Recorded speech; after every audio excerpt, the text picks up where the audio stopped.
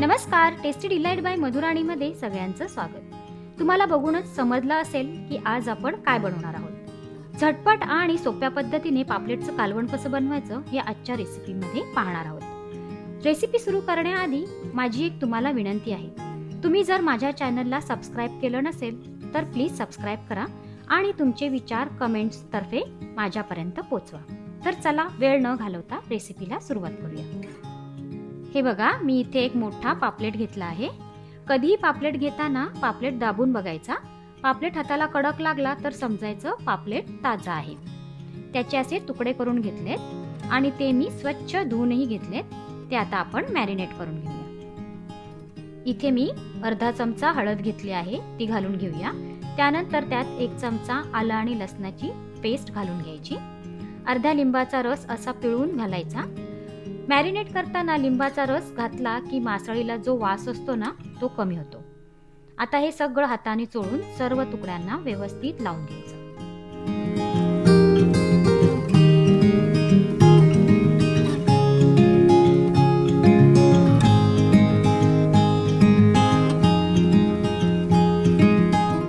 हे सगळं व्यवस्थित लावून झाल्यानंतर हे सगळे तुकडे 15 मिनिटांसाठी मॅरिनेट करायला ठेवून देऊया. तुमच्याकडे जर जास्त वेळ असेल तर तुम्ही जास्त वेळ सुद्धा मॅरिनेट करायला ठेवू शकता. त्याच्याने काय होतं, मासळीची चव अधिकच वाढते. आता काय करायचं, जोपर्यंत आपली मासळी मॅरिनेट होते तोपर्यंत कालवणाला लागणारा मसाला बनवून घेऊया. मसाल्याला लागणारं साहित्य बघून घेऊया. इथे मी मुठभर कोथिंबीर घेतली आहे.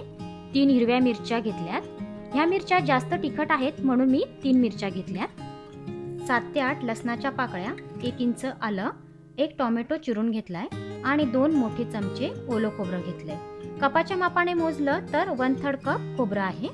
त्याचप्रमाणे इथे मी 2 ते 3 त्रिफळा घेतल्यात. त्रिफळा वापरल्याने कालवणाला चव खूप छान येते. तुमच्याकडे त्रिफळा नसतील तर नाही घातल्या तरी चालतील, पण असतील तर आवर्जून घाला.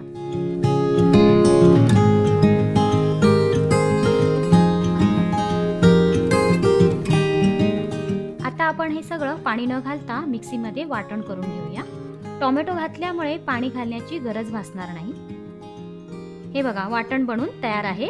आता आपण कालवण बनवायला सुरुवात करूया. कढई गरम करून घेतली आहे. त्यात 4 चमचे तेल म्हणजेच 4 टेबलस्पून तेल घेतलंय. तेल गरम झालं की त्यात 4 लसणाच्या पाकळ्या खलबत्त्यात ठेचून घेतल्यात, त्या तेलात घालून परतवून घेऊया. लसूण परतून झाल्यावर त्यानंतर आच मंद करून त्यात 1 चमचा हळद आणि मी इथे घरगुती मसाला घेतला आहे, तो 2 मोठे चमचे घेतले, ते तेलात घालून परतवून घ्यायचं. हे सगळं मंद आचेवर करायचं, नाहीतर मसाले जळू शकतात. मी इथे घरगुती लाल तिखट घेतला आहे. तुमच्याकडे जो तुमचा साठवणीतला मसाला असेल तो तुम्ही वापरू शकता. 1 मिनिटभर हा मसाला परतवून घ्यायचा. मसाला परतवून झाला की त्यात हे बनवलेलं वाटण घालून घेऊया आणि हे सुद्धा आपल्याला मस्त परतवून घ्यायचंय. मसाल्याला मस्त तेल सुटत नाही तोपर्यंत वाटण परतवून घ्यायचं.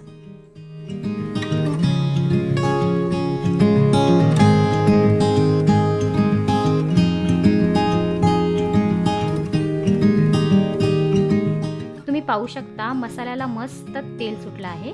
आता या वेळेस मॅरिनेट केलेले पापलेटचे तुकडे मसाल्यात घालून घेऊया आणि सर्व मसाला सगळ्या मासळीला व्यवस्थित लागेल असं परतून घ्यायचं.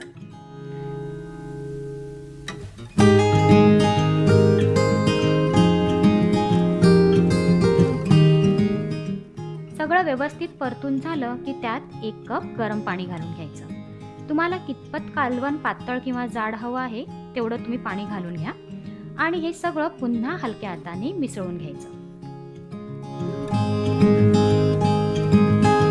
आता त्याच्यात चवीपुरतं मीठ घालून घेऊया. त्यानंतर कढईवर झाकण ठेवून 10 मिनिटं हे कालवण शिजून घ्यायचं. 10 मिनिटं झालेत. आता आपण झाकण उघडून बघूया. तुम्ही बघू शकता कालवणाला किती मस्त तरी आली आहे. आता त्यात 4 ते 5 कोकम घेतलेत, ते घालून घेऊयात. तुम्हाला कितपत कालवण आंबट आवडतं त्याप्रमाणे तुम्ही कोकमाचं प्रमाण वाढवू शकता. त्यानंतर त्यात 1/2 चमचा गरम मसाला घालून मिसळून घेऊया. पुन्हा झाकण ठेवून हे कालवण 5 मिनिटं शिजवून घ्यायचं. 5 मिनिटांनंतर झाकण उघडून बघूया. तुम्ही पाहू शकता अगदी तोंडाला पाणी सुटेल असं कालवण बनून तयार आहे. हे बघा, पापलेट सुद्धा परफेक्ट शिजला आहे. तुम्ही पाहू शकता पापलेटचा अखंड पीस राहून पापलेट कुठेही जास्त शिजला नाही आणि तुटलाही नाही, तर एकदम उत्तमरित्या शिजला गेला आहे. आता थोडीशी कोथिंबीर पेरून घेऊया. आपलं पापलेटचं कालवण तयार आहे, ते आता आपण सर्व करूया.